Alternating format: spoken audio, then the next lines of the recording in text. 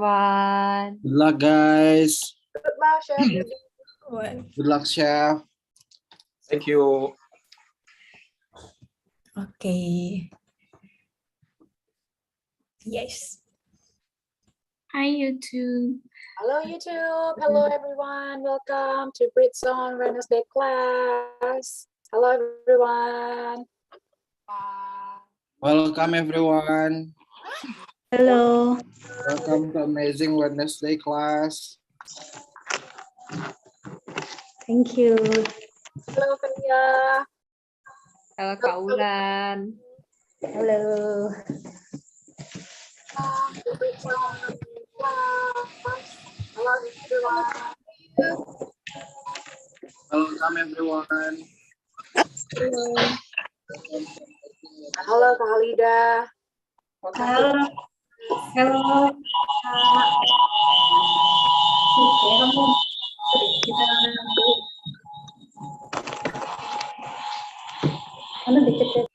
Everyone can check your mic, something like that.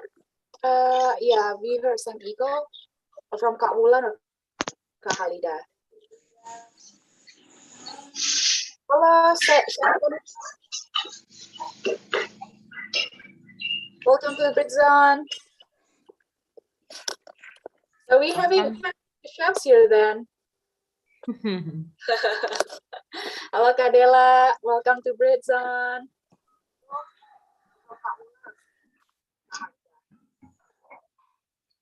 Yeah, so everyone, today's topic, hello, we got Dian and Denny as well, and also Kak Hilton.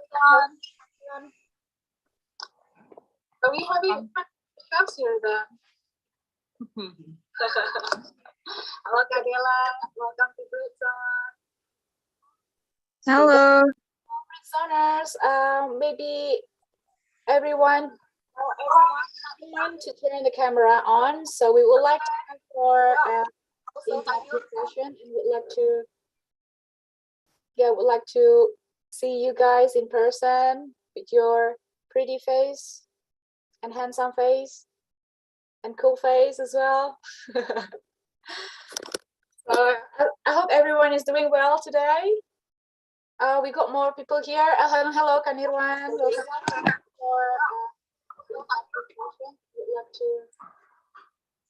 Would like to see you guys in person with your pretty face, handsome face, and cool face as well. An old face. I hope everyone is doing well today. We got more people here. Hello, Kanirwan. Everyone, it is still echo from me. For anyone from this class.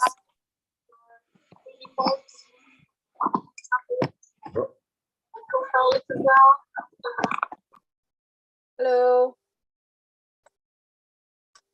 Hai Okay. Kak. Yep. Hello everyone. I think it was like quiet. Yeah, it was an echo or something. I heard that. So yeah, that's why I was stopping for a bit. So let's get started then, everyone. Okay, so we are going to start the class. And Kak Hairul, welcome to Britzone. All right. So thank you everyone for joining today's class. Today's class will be like super interesting, I hope, and it will give like a kind of inspiring moment for you guys, and then you can take the moral values behind that. We're going to talk about cuisine, culinary, professional things, and then a hobby at the same time. So we're going to explore more about that. And I'm sure that one of you have ever searched previously about what's the topic today. Any one of you? Maybe already searched about what's the topic today? Okay, I'm sure you have, right? Okay, let me share the screen about what is Britzone. Maybe some of you are the first timer here. So here is Britzone. So welcome to Britzone family here. And Britzoners, we call all the members here and company by Britzoners. So welcome to Britzone.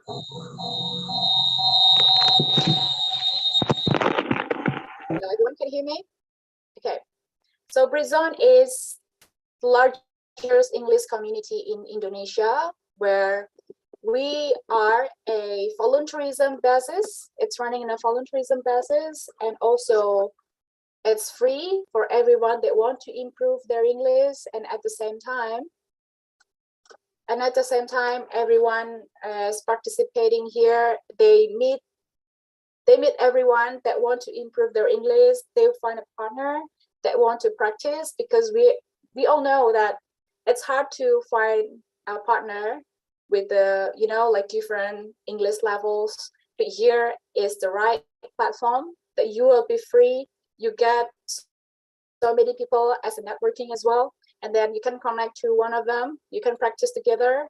So you can share the ideas as well here. So it's totally free.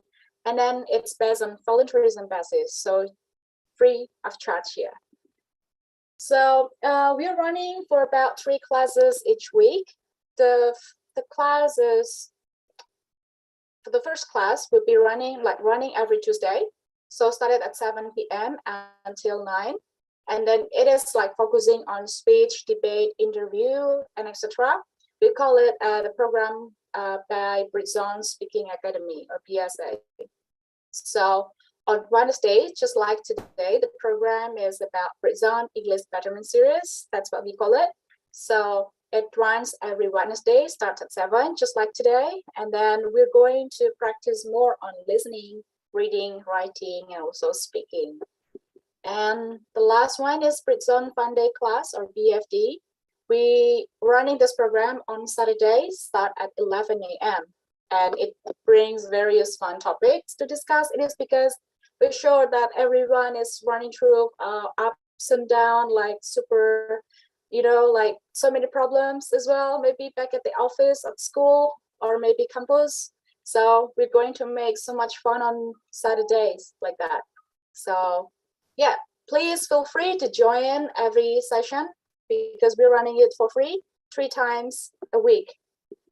Also, here is the thing that you can follow us. Stay tuned at Britzone ID, our Instagram, and then YouTube as well. So for one of you that maybe in the future cannot join the online class, you can still, you know, like try to watch the live streaming as well as the previous session through our YouTube at the Britzone English community, and then at our Twitter as well. You can find us, and also our Britzone podcast over there. Also the other one, we got the website there, and stay in touch as well at the Britzone English community. We got there for, what is that? Clubhouse. Okay.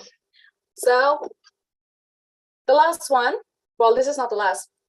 So we will actually, like, we're running the program for free, and then it is like volunteerism basis, but we need our support as well. Like we need you to support us through the merchandise support. So we have 3 cool t-shirts here, and also a tote bag and sticker packs as well. So please do explore the merchandise here. Who knows that you want to pick all of it? Oh, that will be great. So you can follow us on that Instagram for Britzone merch and etc., or just scan on that. So yeah, please kindly help to support us so that our program will be running for like long term in the future. Thank you very much. So guys, we actually run the program like offline before the pandemic started. So we used to be having a class offline at the Library of Education and Culture Ministry. And this program is basically sponsored by the Perpustakaan Dikbud, or Library of the Education and Culture Ministry. So here is the tradition for the last one. We're going to make, to keep the memories with you guys as well as like today, we're going to take a picture, and feel free to put on your Instagram and let everyone knows that we have this great platform to everyone have a practice your English. So yeah, thank you very much. Without further ado, I'm going to invite our today's conductor. And our today's conductor is, well, it's very special. And as we're going to talk about many things about food and then professionalism as well as an executive chef. So here we welcome Chef Budi. Okay, please everyone welcome Chef Budi. Hello, Chef Budi. Halo, Hello. sore, selamat evening. Hello, evening. So good evening. And how are you today? I'm very well, thank you. How are you guys? Right, thank you. Everyone is doing well here. And yeah, maybe Chef, would you like to share us a bit about yourself, like a kind of introduction? Well, thank you for the opportunity to talk. My name is Budi, or my colleagues call me Chef Budi, because what I do is cooking only, right? So I cook a little bit older from some of you, of course. I cook since 1994. No, I'm basically in the kitchen from 1994, so I think 28 years or so. With that, Alhamdulillah, I can travel to bit here and there. I work in Dubai. I went to Shanghai. I went to Singapore. And my last, before Bali, my last post is in London. So we reside, me and my family reside in London since 2004. I'm in Bali since January to explore Balinese cuisine. That's the only things from my professional life, cooking and heaven in the kitchen. Wow. At the moment, I'm have a position as executive chef in Courtyard Nusa Dua. Very nice place, very cool property, and very amazing teamwork in the kitchen. Not only in the kitchen, actually, across the department as well. We have a very good working environment. So I'm very grateful to be here at the moment. Why I said at the moment, because I know this is not my last kitchen. So by fact, I plan already something else probably next year, but still planning. So I cannot tell you too much. So with cooking, I have opportunity to compete in MasterChef UK Professional Series 14, 2021. Become a loser, but in the same time, a very good opportunity to show off that Indonesian have very good food to show to the world. And on that exposure, people know me better. And people appreciate what I'm doing, especially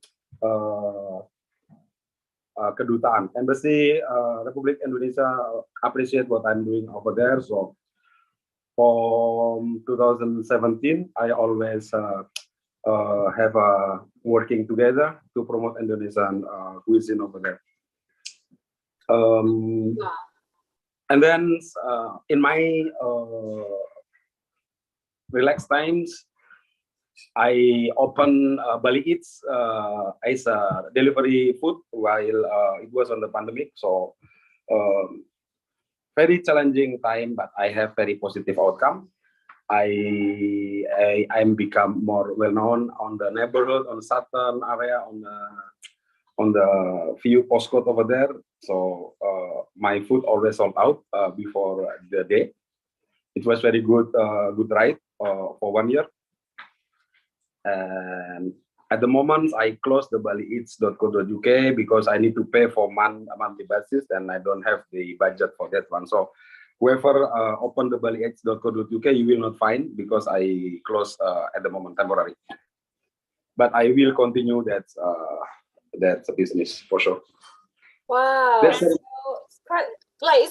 it's kind of like an introduction that we want to dig more in the next talk show. So Chef, we're going to show our team members here, all the Britzoners, like a little bit, like a sneak peek of a video when you became a guest judge at the MasterChef Series 9. See? Yeah, Certainly. we'll let them know. Yeah, like okay. So Britzone, let us share you the moment where Chef Budi became a chef judge at the Master Chef Indonesia. So here we go.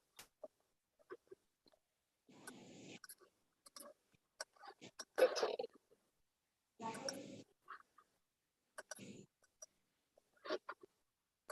Chef Budi, welcome. Dan juga di depan Chef Budi, ini adalah 4 peserta di Top 7 ini yang akan ke pressure test. Dan silakan Chef Budi. Okay. This is your show. And silakan pressure test hari ini apa? Untuk Chef. Aduh, susah ya masakan Chef Budi. Dia kan chef profesional. Just relax, okay? It's just okay, right? Something I always said to my younger chef, we are just cooking, serve the good food to our guests, right? Berbanggalah kalian yang sudah mau memilih karir seperti ini gitu loh. Tapi untuk menjadi seorang chef itu harus mental. Ya, jadi kita berempat pressure test itu memang sangat terasa pressure-nya. Tapi baik yang lagi saya Budi itu bilang just relax. Wah, banget kita banget. Oke, kali ini kita mau masak menu ini namanya. Wow. So that's actually a little bit of sneak peek how our chef today being there, you know, in a master chef of Indonesia, becoming like creating a challenge cook, like duplicate challenge cook, yeah, chef, yeah. So at the Master Chef Indonesia Series 9. So we are, as Indonesian people, like we are beyond proud of you as well, because Britzoners, as we know that Chef Budi been a part of Master Chef in the UK before he flew back to Indonesia. So it's such an honor, all of us here, we're having you to share with you as well, and then kind of like listening to you for your journey to be executive chef at the moment, and then owning the BaliEats.co.uk, or kind of like a business that, yeah, to make you, you know, like running smoothly, and how you deal with the pandemic situation back then in the UK. So let me start for the talk show today, guys. So we're going to give you a Q&A session. So please be patient after that. So yeah, please get ready with your questions there. And then you can ask anything to the chef, whatever about technical, and also kind of the tips and tricks as well to be executive chef, or whatever your hobby is, to convert it to be professionalism as a passion. So Chef Budi, maybe we can start for the first question. It's gonna like be very chill and fun as well, right? So Chef Budi, you mentioned earlier that you started to be a chef in 1994, and maybe you can elaborate more on how you started the career to be the executive chef. Well, as a young cook on the times, what I know is working in the kitchen, I don't worry about become hungry, right? You work for something to eat at the end of the day and become a chef. It's very fortunate enough that you deal with the food all the time, so you will not worry about what you eat. And of course, it's a fresh, right? It's a very high plus point. But basically, since SMP, I love helping my granddad to help them preparation before opening the warung gulai kambing in the afternoon. So I have a couple of hours to help, and I end up with one bowl of gulai kambing. It's almost every day. So after that, I said to myself, I will work as a chef one day. But it's not stopped there, because on the time, chef is something not really been appreciated, right? Even my grandmom said that why you go to school in Jakarta and ends up become a chef, become a cocky. And few years later, I come back to see her, and then on the time 2000, I was joined with a Four Seasons hotel. So it's 5-star luxury, and everything is way better than my grandma imagined. And I take a picture on that kitchen, and I put the picture. On the time is with a picture camera, yeah, not a mobile phone. I think I have Simons without camera. So that's my beginning of my career. Moving around from Chinese restaurant in Sudirman, and then Mall Taman Anggrek, and then Kuningan, and then Dusit Mangga 2 Hotel before joining the Four Seasons 2000. And the hotel closed because of a banjir, because of flood in Jakarta 2002. And everybody on that property transferred to Four Seasons around the world. So when there is opening a position, everybody apply, right? And when in the kitchen there is a opening position, everybody on that kitchen apply, including other property of Four Seasons. And I was become a loser for 6 times. I applied to Mecca. I applied to Bahrain. I applied to Seychelles, Singapore, Malaysia, and can't remember Maldives, I think, if I don't remember. And then the 7th one, I applied for Four Seasons Park Lane, London, and I get it. So it's not an easy ride to move abroad, because the only things I have in my mind, never give up. And then I get the opportunity. And in London, it's like upside down. So I never imagined how hard it was, but it's very at the end, it's very good experience for us. It's not only myself. It was 6 of us, different time, but at the end, in my time on there I have 6 of us Indonesians in the kitchen with 7 outlets. So only 1 per outlet, 1 Indonesian per outlet. Very hard time. 2000 until I think 2008 was very hard. Culture different. My English is not where I want to be. Food is completely different, and work environment is different, and weather is completely different, because I was there February when it was -4 from 29 degree here, and then suddenly -4 over there. That's about me, about the my beginning of my career in England. Wow, that's amazing, chef. But like into 2008, it was such a long time as well to make it happen. So we can see that you are super being like showing us the Brazilian part there. That you mentioned earlier, you got rejected for about 6 times applying job abroad to be chef. So 6 times, and then after the 7th time, that was the time, like a good timing, that you are allowed by the universe to fly out of Indonesia. And then it's just not there. The struggle just didn't stop there, but also you had many things to face as well, with culture different and everything. Wow. And so guys, we can take the moral value here, how to be resilient. So Chef Budi, what made you becoming like super resilient like that after 6 times got rejected, and then you apply that again, and then until you make it? Not everyone can do that, but maybe you can share the tips.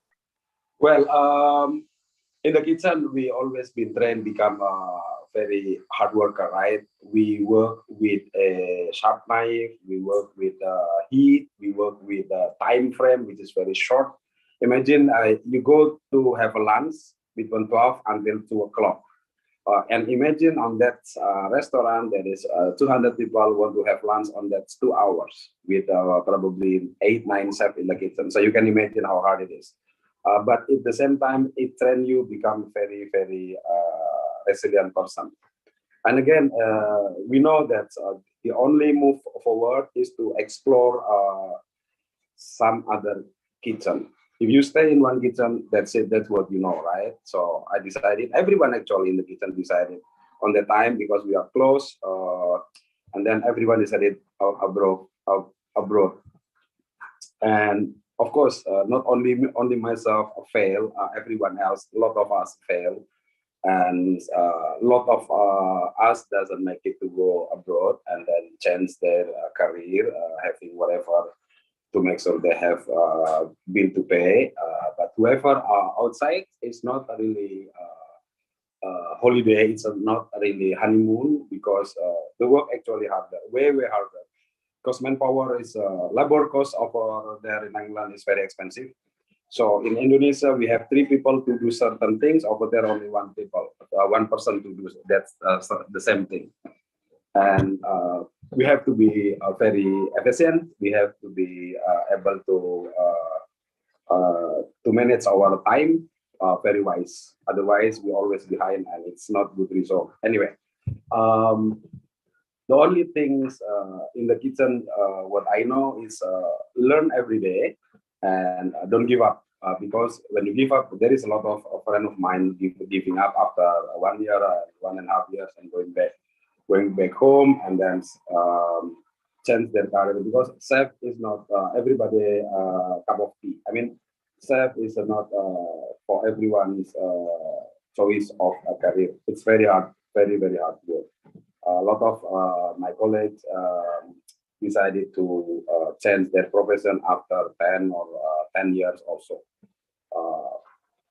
But myself, because I still love to cook, so I still keep continuing. And now I'm building what I make into note, and hopefully that note can be read as a book one day to share to everyone. Yeah, that would be a great idea, and we would love to read that book. And yeah, that's yeah, it's great to have kind of like history to make. Exactly. Okay, chef. So thank you so much for the sharing tips. So I think everyone can try to be resilient as well, as long as we believe in something. Definitely. Yeah, and we need to deal with the ups and downs as well, and being optimistic about it as well. When you're up and down, and being optimistic is the thing, maybe. So here is that all Britzoners would like to know. So how is the journey to be at the current position, chef? So basically from England, and then how was the journey there, and then until you get here, and then planning on something. How was it? Well, I know to have a career ladder become better, I need to explore other kitchens, as I said before. So I decided not decided actually. I unfortunately 2008 Fortune Parkland was closed because of refurbishment. So they give me choices: Jakarta, Bali, Miami. I didn't forget Miami, or stay in England. So because I planned myself that I want to get a permanent resident. On the time is I already 3.5 years, so another 18 months I will get a permanent resident on the time. So I decided to move to Portsmouth, Hampshire for 18 months to get the British permanent resident. I did. And 2 months before permanent resident, I bring my family there. And all of us have permanent resident.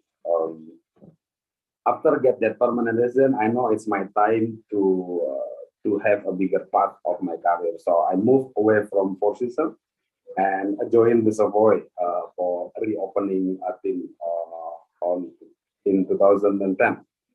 And I have a manager level over there, and I get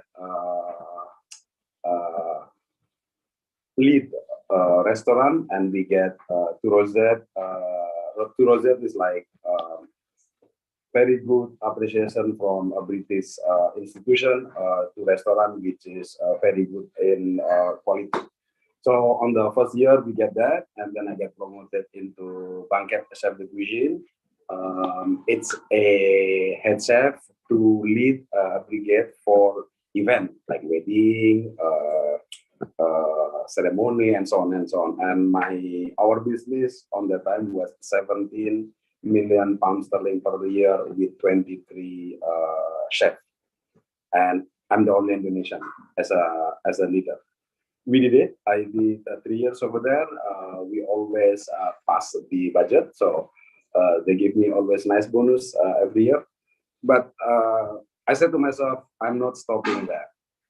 So when I get a call from Dubai to join back to Four Seasons, I moved to Dubai, and Dubai was opening in Jumeirah Beach, opening the Four Seasons, and I was still marketing self the cuisine, but at the same time I had opportunity to in charge on the restaurant, all the dining and room service, because very high maintain all the chef de cuisine able to support other section. So I was market chef de cuisine, but at the same time in charge of all the dining or fine dining at the seafood.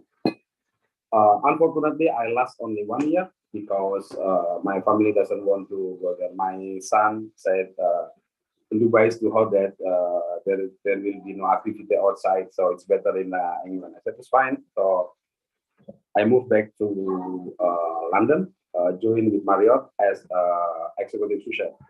It's 2016, and I spent 3 years, and we get very good food quality ranking between Marriott in UK. Was when I started 34 between Marriott in UK from 64 property. By year 2, our food quality moved into number 2, and by year 3, our food quality is number 1 on 64 property. So we have a lot of party because celebrate lah, because we on that success. And then the next day I said, I think my job is done over there. I will find something else. Then I resigned and I joined Chef Michel Roux at Langgam as a head chef for all the dining. I was in charge for 5 outlets. It's a lower position, but a wider responsibility, which is I need, right? To become a number 1, I need this type of position.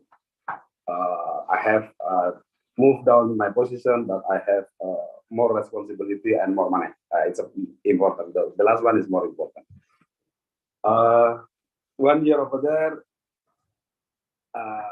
I feel very hard because at the same times I went back to Westminster King College. I gained bachelor degree in culinary for 3 years, and the last 2 semesters with the Langgam, it's super hard because I worked per week between 70-75 hours.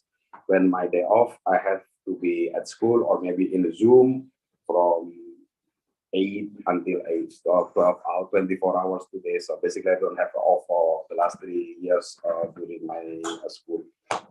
I have a certificate, but I don't use it. But I know the knowledge I gained so much from that Westminster King College, and my certificate is affiliated with Middlesex University. So I am now bachelor degree of bachelor culinary degree. What do you call this one? I don't know. I'm a BA of culinary art and management, something like this. But basically, I don't really. For me, doesn't really matter the certificate. For me, more about the knowledge. What actually the food trend in the next 5 years, in the next 10 years. What is actually people need nowadays with a lot of stressful and then very fast-paced environment.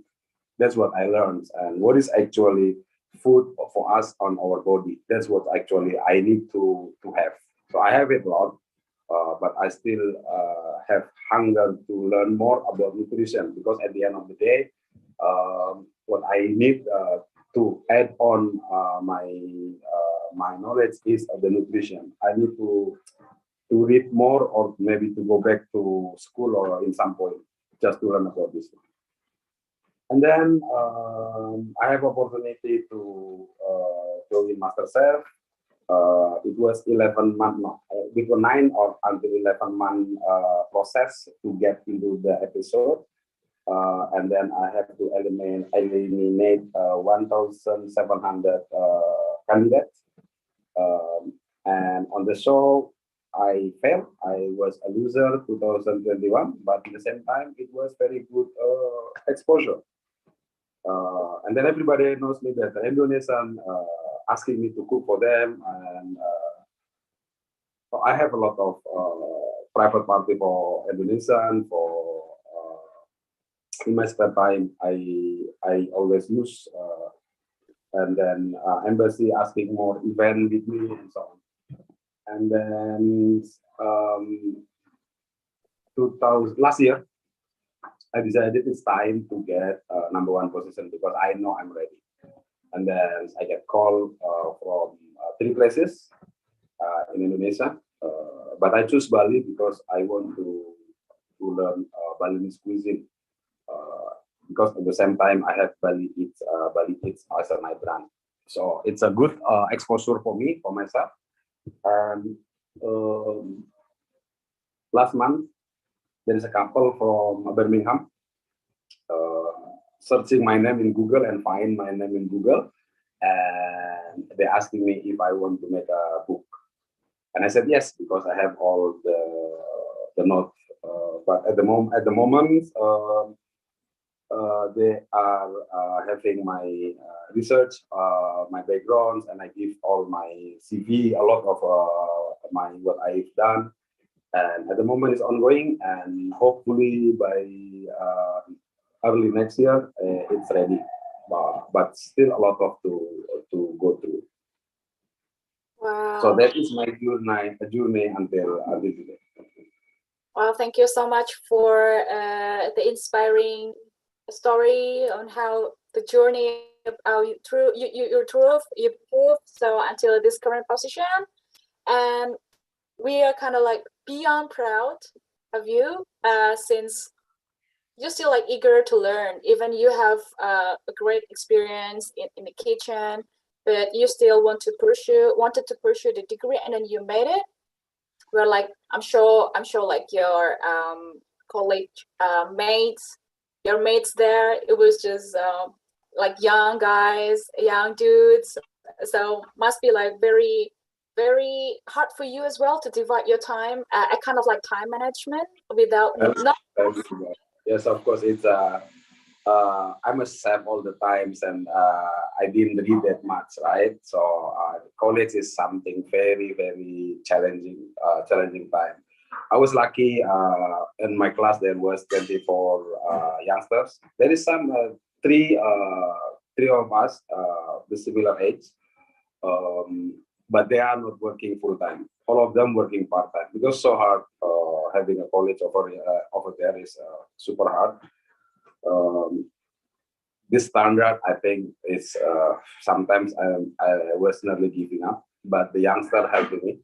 So at the college, I support them practical lesson until semester 4, and the same time they support me with the theoretical reading or theoretical matter.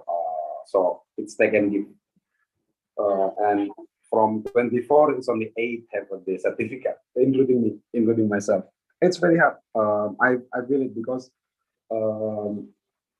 they are really, really very strict on a lot of things.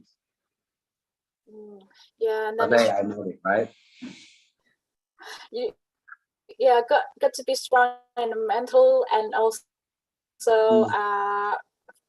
physical condition, a great physical condition as well, and more discipline and great time management. So must be having lack of sleep, having lack of sleep while you were doing golf. Yeah, definitely. Yeah. Well, So for me, sleep was very very valuable time. Sometimes I just home, take a bath, salat, and sleep just like that. 3 minutes, I forget everything, and then wake up with alarm because it's not enough time for sleep, right? So I always wake up with alarm. 3 years, always wake up with alarm. But it was fine. So you're not setting alarm at all? Now Now I don't. Now I wake up before the alarm wake up. Now I wake up before azan. I listen the azan from my mobile normally. 10 minutes before. It's already been trained. You know. Okay, well, that's very good tips anyway. So how did you train that? I think if you you put in yourself before sleep, and then you have determination what time you want to wake up, you will wake up in some and you practice every day, you will get used to it. I think that's a very I find it I find it work for me. Couple years ago, I didn't even salat. I'm sorry to say this, but I was a little bit wild person, wild self. So what I do is just work and work and work. So and then I think something remind me. It's not only work in this world, right? So it's still very hard. Still very hard. But now I'm already getting used to it. So I don't need alarm anymore. I used to use alarm. Okay, so it's more like biological alarm that you have been trained for a couple of years. Yeah, definitely.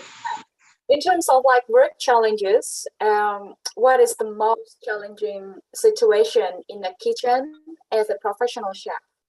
Wow, that is very complex questions, but thank you. I think the most challenging in the kitchen, for my experience, is how to involve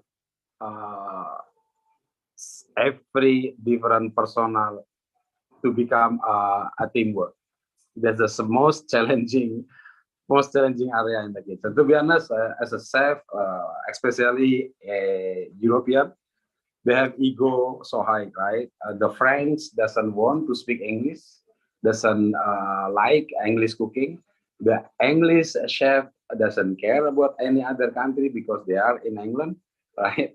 The Italian, they have very ego, doesn't want to use a butter and so on. So there is very complex background, and then how to manage this background into a good teamwork. It's so much challenging. Can you imagine this?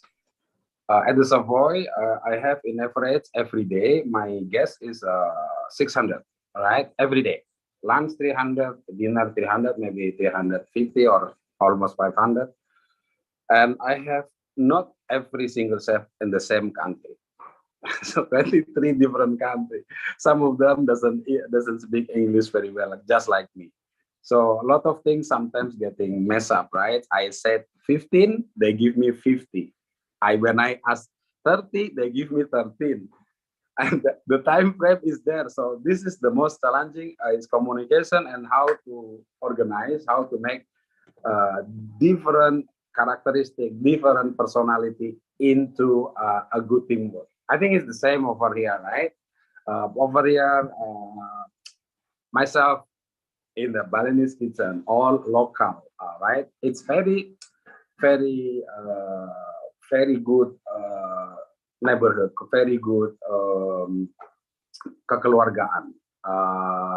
We use they use as a Balinese culture, it's a one roof, right?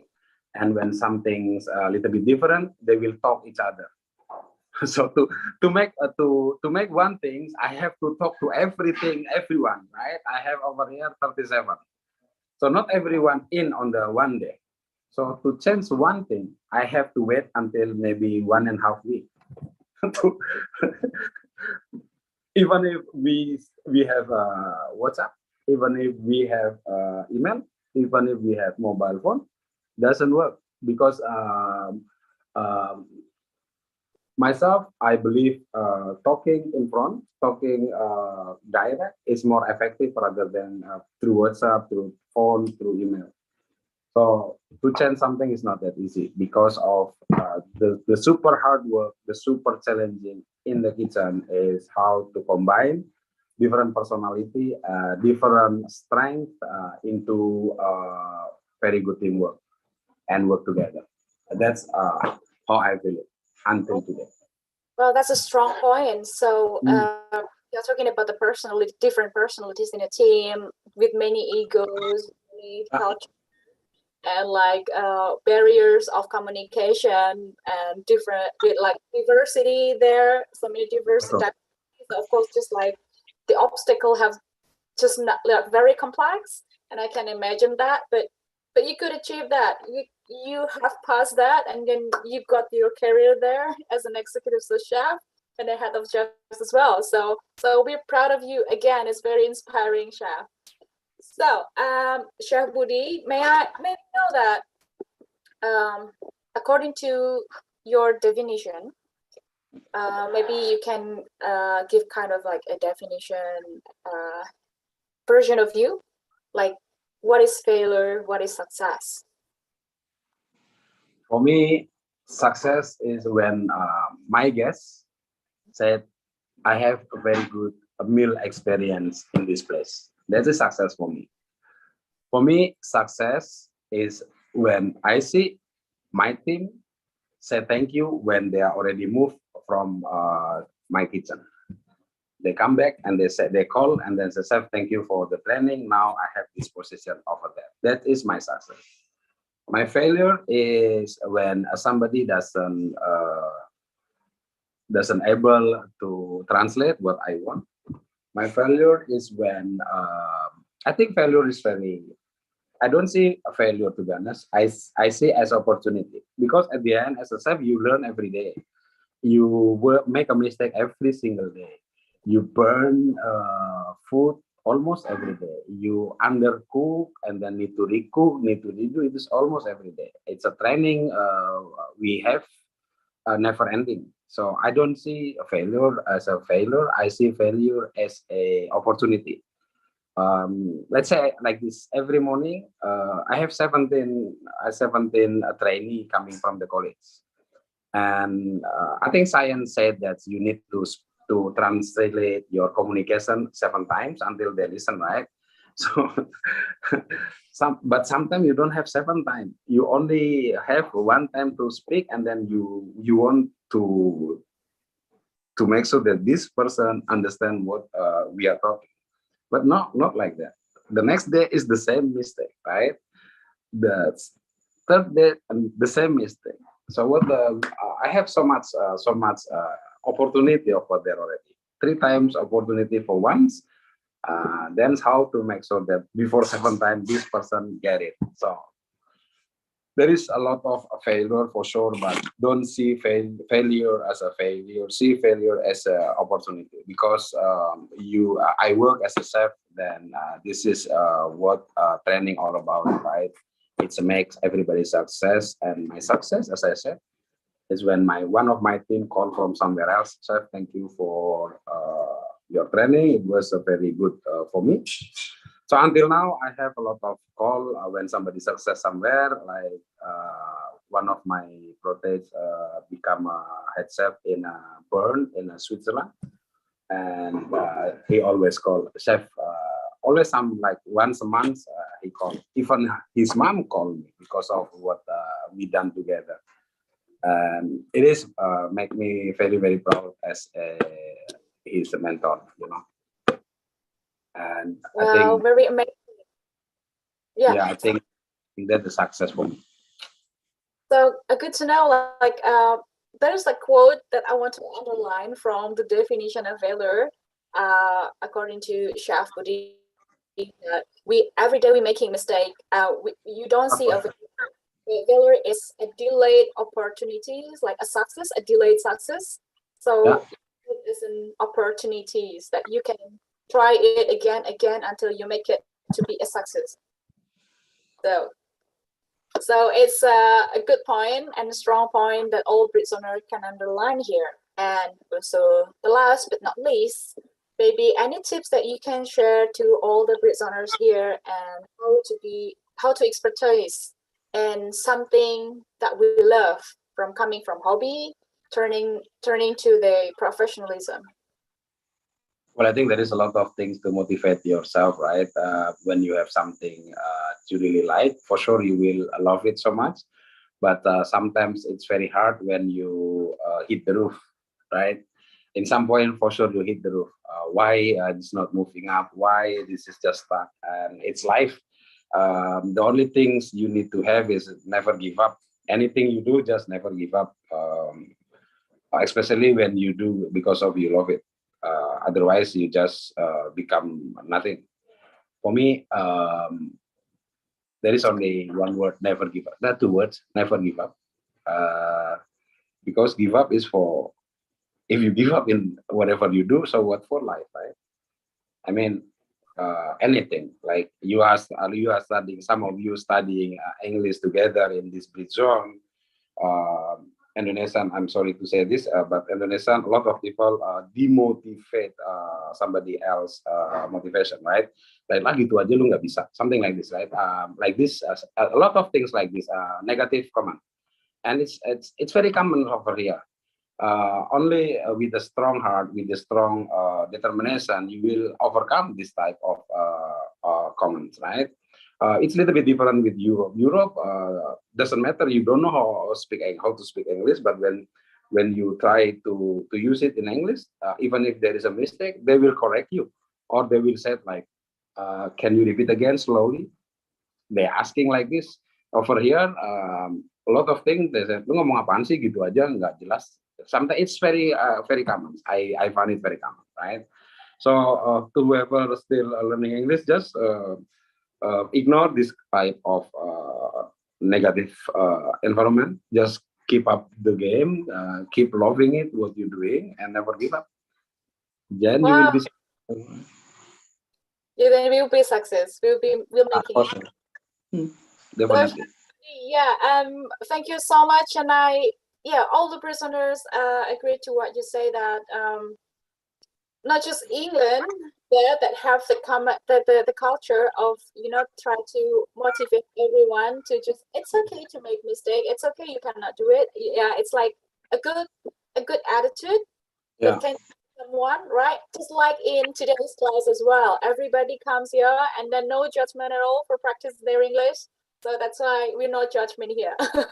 So thank you so much. We're taking the tips from you that we need to be, like believe in ourselves and also help everyone as well, like to not demotivate everyone around you, because we will never know what will happen in the future about our words, about our attitude towards other people.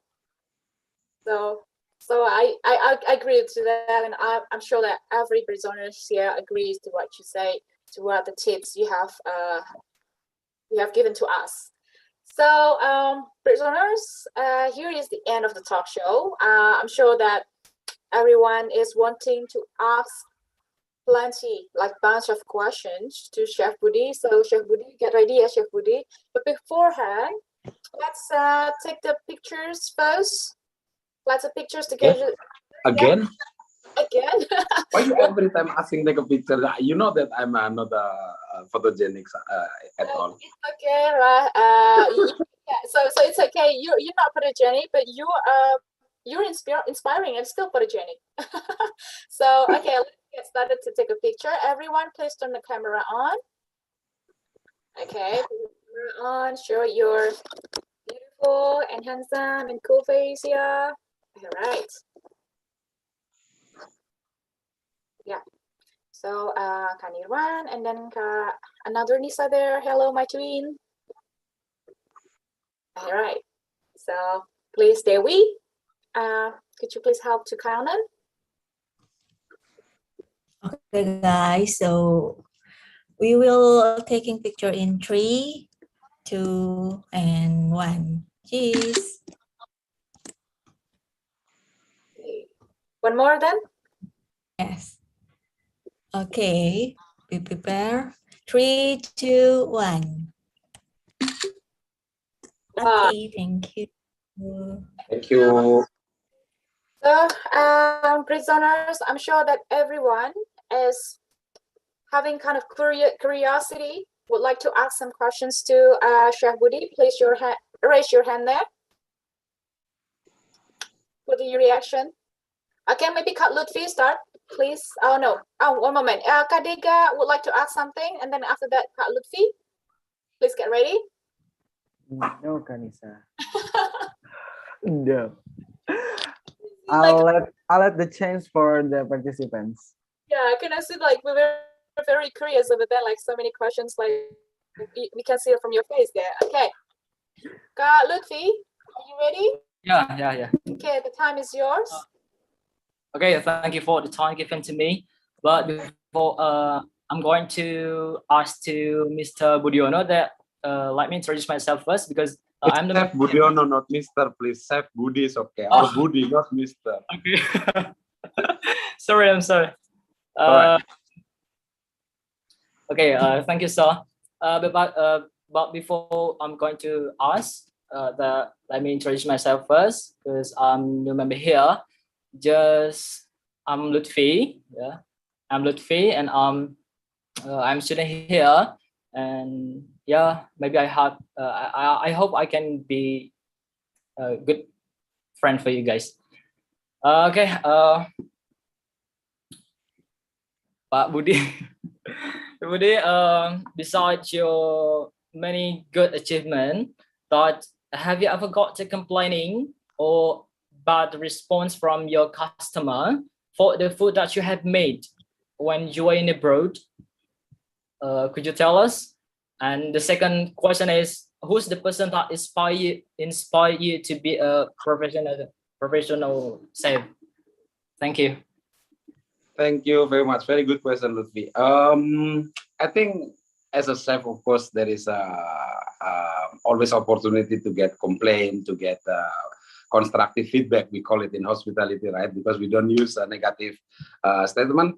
So every constructive feedback is valuable. So like when I make a soto, probably the first soto a little bit too spicy. So we just change. As long as they said good at the beginning, normally people say the positive thing at the front, right? And then but now you just listen to the but. What is that but? That but is probably too spicy, too much sauce, too less sauce, too dry, too moist, whatever. Human being is never satisfied with the food, right? You eat a lot, you go a lot. Oh, it's very good, but hopefully I hope that I will get more kerupuk, for instance. Just for example, you go to buy nasi goreng over there is very good, but again there is a little but acarnya kurang bagus. So that profession as a chef is very common, and what you have to do is just listen with a positive mind. Otherwise, it's a distract your mind. Okay.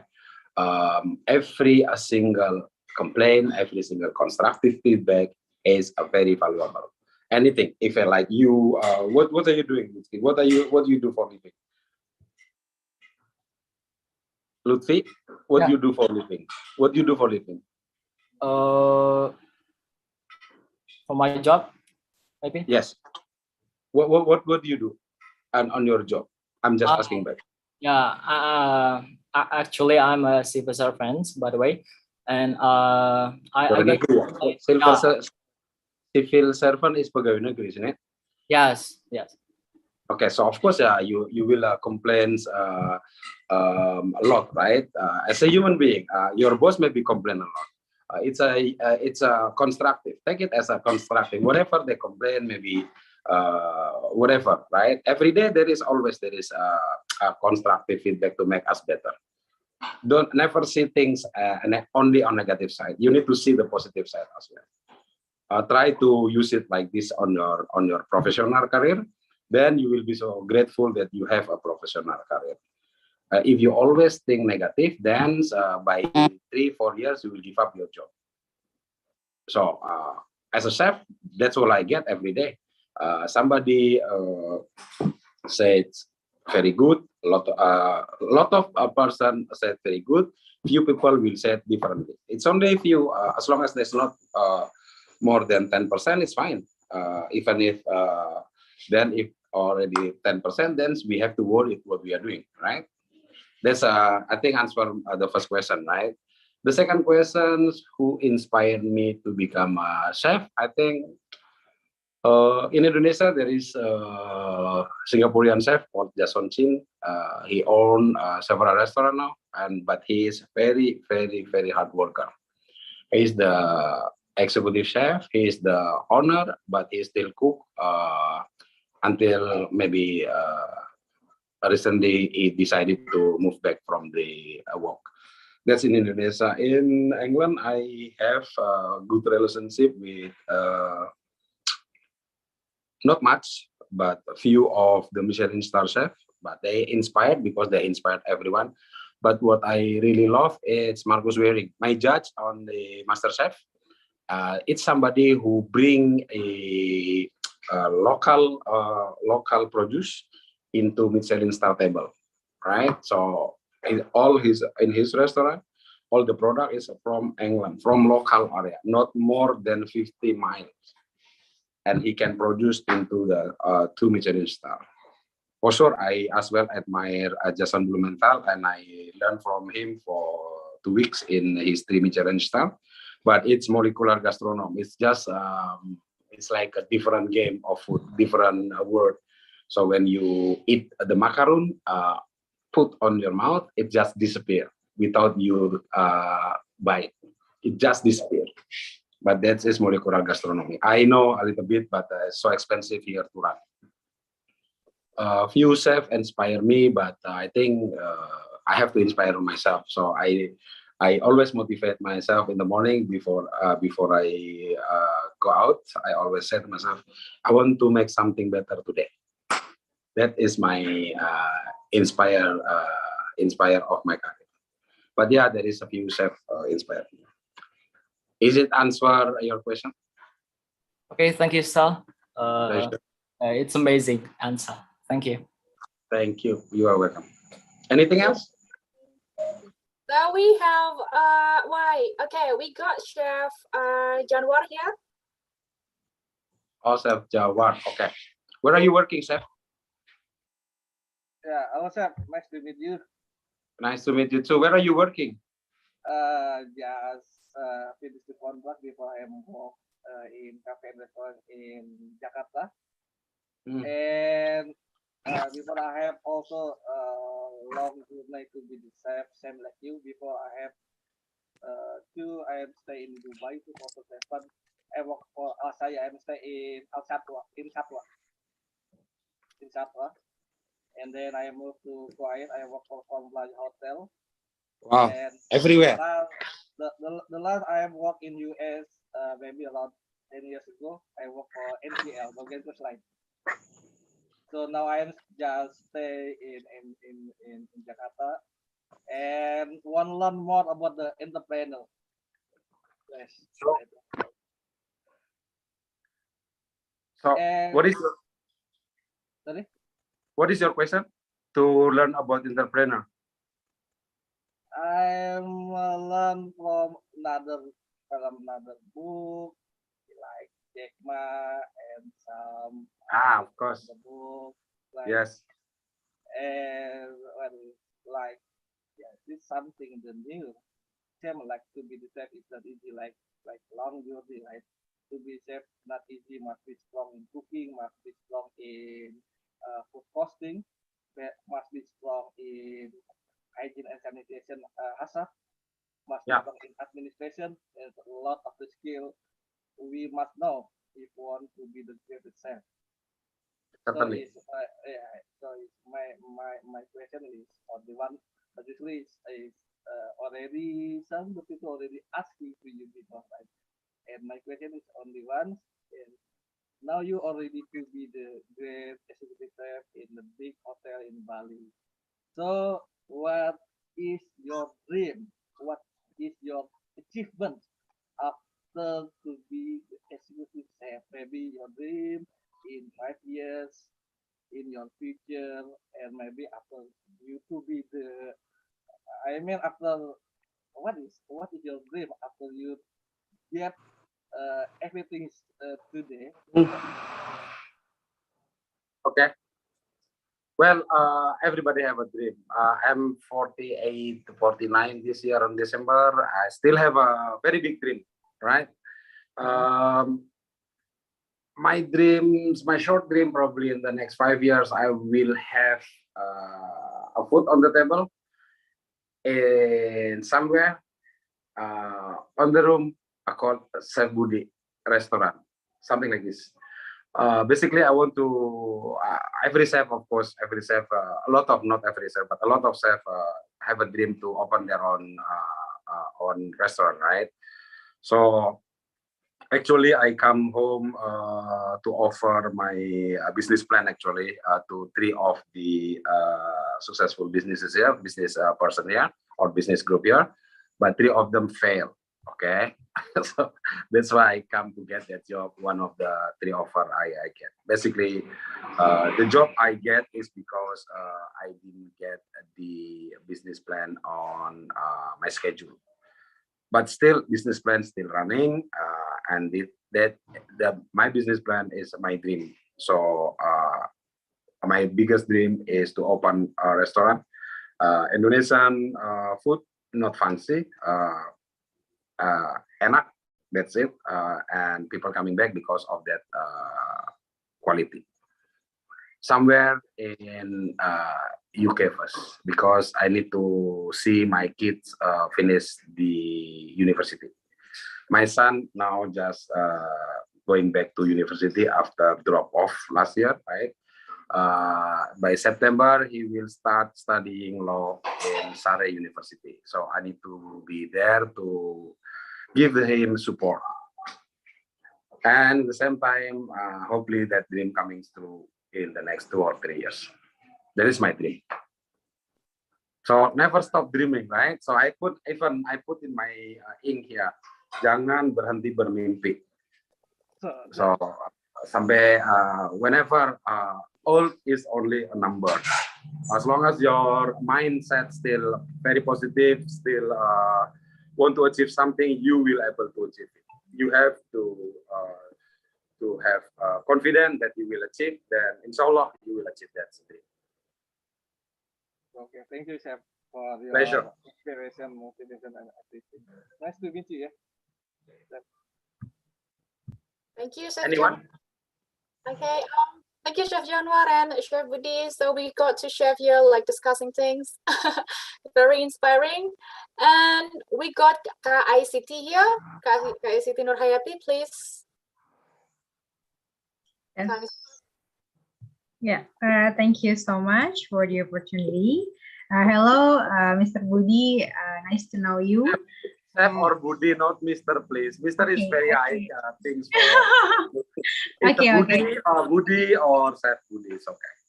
Okay, Chef Budi, I will say, yeah. Chef Budi, actually, I can see that you are passionate about cooking and you love it. So yeah, inspire me a lot. Thank you for sharing your experience and your journey. Okay, and about the questions, I would like to ask about how you to overcome to be still consistency for your dishes or cuisine that you make, because I know things like this. Sometimes mood can can influence or so I really want to know how you to keep your consistency in your kitchen and also your dishes. And after that, I would like to ask about how as a chef you can make one dishes or maybe a common cuisine, something like that, to be a luxury things in the table. Yeah, looks very expensive. Yeah, that's enough. Thank you. Thank you. Actually, in everything, sometimes we get just hit the roof, right? Ping. What else? It's a lot. It's not many times. Super a lot in my career. Interact with staff which doesn't really get it, right?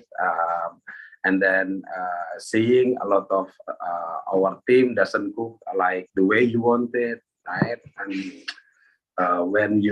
when I taste, I know this can be better. It's a lot, almost every day. But hey, you need to put on your mind before you go out. Before I go out from my room, I said I want to make something better today. And then my job is before service, I test everything. So I come work at 7, right, in the morning. I know the breakfast already set up. What I do is take one plate and put every single item. It's 48 items, yeah, on my breakfast buffet. I have 48 spoon on my plate, a little spoon, one bite size, and I have to taste every single thing. And I said, like, if I find it, let's say Nusantara section is amazing, that's already become a good achievement, right? Become satisfaction, right? And then when something mess up, for instance, right, there's a temperature not reached, the area a little bit dripping here and there, your mindset already upset. My mindset already upset. What I do is just, okay, step back, go get some thing to drink or some coffee in the morning, and then coming back and then tell the team. I always have every single small obstacle, you have to be resolved right away. Don't wait until escalate, right? So better to have a little obstacle and then finish that one and then come another obstacle. In 8 hour shift for you guys, for me is 12 or more. There is so many obstacles. There is why my supplier doesn't come at 9 o'clock while I have at 10 o'clock something to serve, right? It's obstacle. It's stressful. Why my baby romaines coming not very crunchy or already wilted, and then the supplier already gone because I missed that supplier, so I cannot complain, right? I cannot send back, and it is rough for myself as an executive chef so much. And then suddenly my GM in the morning said, why my pancake is too thin? The next day, why my pancake is too thick? The next day, why this sauce is too sweet, too sour, and so many things. But for me, it's come over the obstacle one by one. When there is a problem, right away finish it. If you cannot finish it, you can ask somebody else to help you. And then you will find another obstacle and then finish it again, and then finish it. By the end of the day, you finish 7 obstacles, you will be so proud. When you're sitting down, you will be so, oh my God, I'm so happy because this one done, that's one done, this one done, that's one done. And we go home. Alhamdulillah, say, take a shower and then everything will be fine. But tomorrow again, the same. Just for me is to tackle a little by little. Step one step is one step at a time. And what is your second question? I'm get carried away with my story now. Yeah. Never mind. Yeah, I see the computer. Sorry, so I didn't see this because your face a little bit brighter in my computer. What is your second question? Yeah, my second question is how you make one dishes or maybe yes, definitely. Okay. There is a little bit art inside, right? If you see something, as an Indonesian, we read from left to right? So you need to think, your eyes, if you see the plate, you see the plates on the 10 o'clock first. You see the plate generally from 10 o'clock first. And then on that one, you have the most valuable things on the plate. Maybe it's work, right? And then there is certain rule as well in gastronomical, right? For classical, if you serve asparagus, right, you put the tip asparagus in 8 o'clock. Why? Because human being eat with the right hand normally, in the knife and the fork, and then the right hand will be a little bit moved to the front, right? Certain things there is a rule, but most likely for us, have a color combination, have practical all the time, and then the most valuable is the mind show on the plate. You have to draw these people to see that mind show, and do not put the big chunk in one plate. You have to combine little by little, color like this. Yeah, to make plate look pretty, it's not simple. You have to practice every time. And don't worry about somebody said, oh, what is this, what is that? Okay, if you want to practice, for instance, nasi goreng, right? Maybe you need to use a cup, and then you put the nasi goreng on the cup and upside down, and then put the fried egg on the top. Maybe, I don't know. Or if you want to make to put satay, maybe don't to mess around with the sauce. Or but the very good rule is simpler is better. So don't make your plate too complicated. Otherwise, become distraction. Does that answer your question? Of course. Thank you so much, Chef Budi. What is actually do you want to play? Maybe I can help from here. Yeah, actually, I really love to make a steak. But yeah, I What yeah, steak? steak. Which part? Sirloin, rib eye, Tenderloin.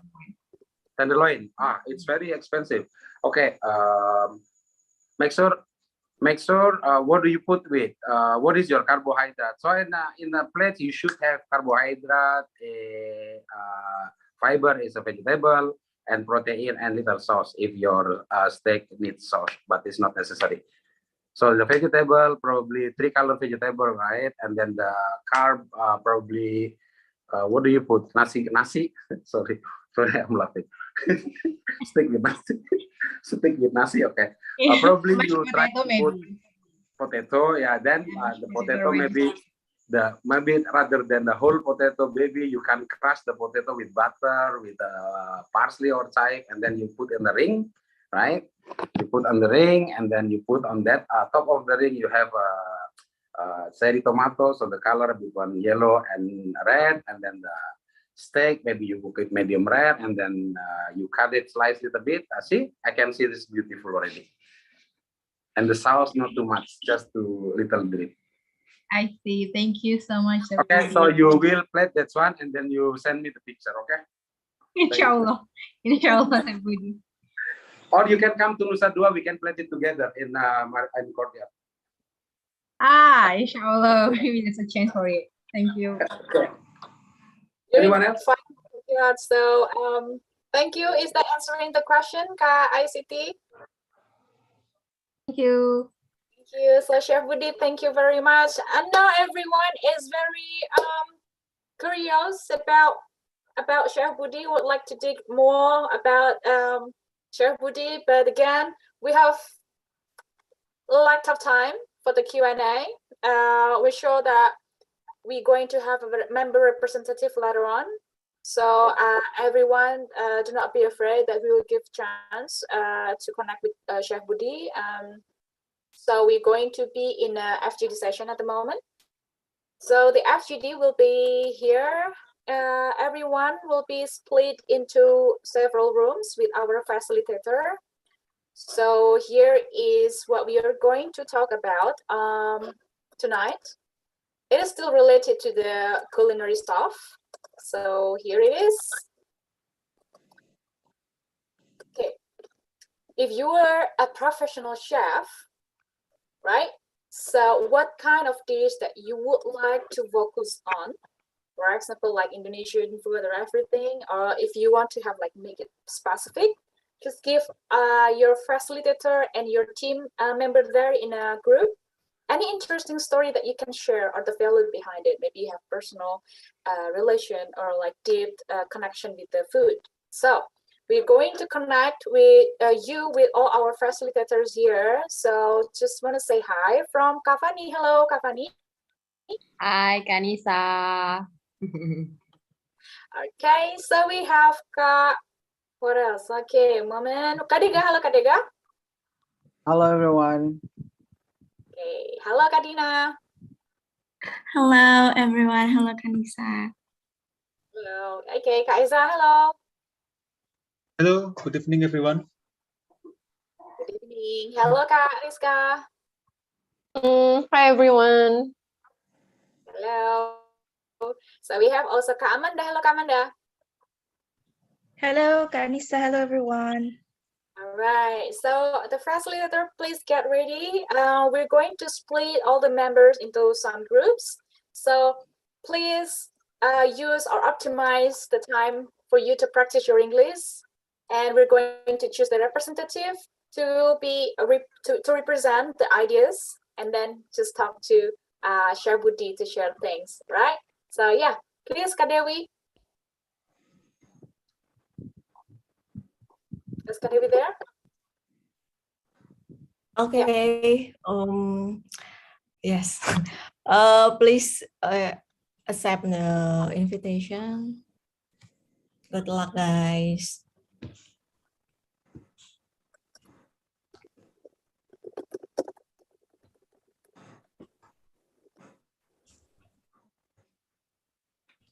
Okay, and we still have 2 persons in the main room, Halida and Ras. Okay. I think because of Halida and Ras want to talk to Chef Budi because you are raising your hand. Thank you so much, Kak Dewi. Yeah, we would like to have Kak Halida and Kak Andras to have, questions maybe to address to Chef Budi, so you can practice English as well. So maybe start from Kak Halida. Me? Yeah, please. Okay, thank you for the opportunity, Kak. Okay, good night, everyone. Thank you for the opportunity. Hello, Mr. Budi. Oh, sorry, Chef Budi. Okay. Chef Budi, my name is Halida Zia. I'm from West Sumatra. As a Minangese, the stereotype for a girl from Minangkabau, from especially with West Sumatra, the girl is expert with cooking, something like rendang, gulai, and something like that. So I was so insecure with that stereotype because I'm not expert with cooking, and so I'm interested to take a cooking class and get the certificate like Chef Budi.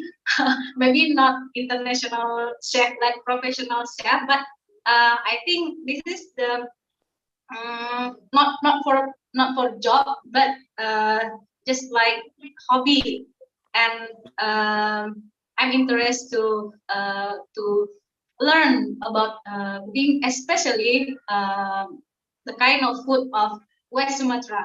This is so hard for me, like rendang and something like that. So I'm so interested with this class, and so Chef Budi is work with passion. I think working with passion. I think, yeah. So this is inspired me to learn about cooking anymore. I think that's all. Thank you so much for the experience, and good luck, Sir Budi. Thank you, Kak. I think that's all. You know, one thing you should do, it's you are very, very grateful as a Minang. Okay, it's the Minang have heritage us, inherit us very, very good recipe of rendang, and now go international, right? Everybody knows rendang, especially when Chef Gordon already went there last time, and it's one of the best food in the world by CNN. I think 17 or 20 or 2018 or 2017. But until today as well, rendang is the most dish talk about in Europe, right?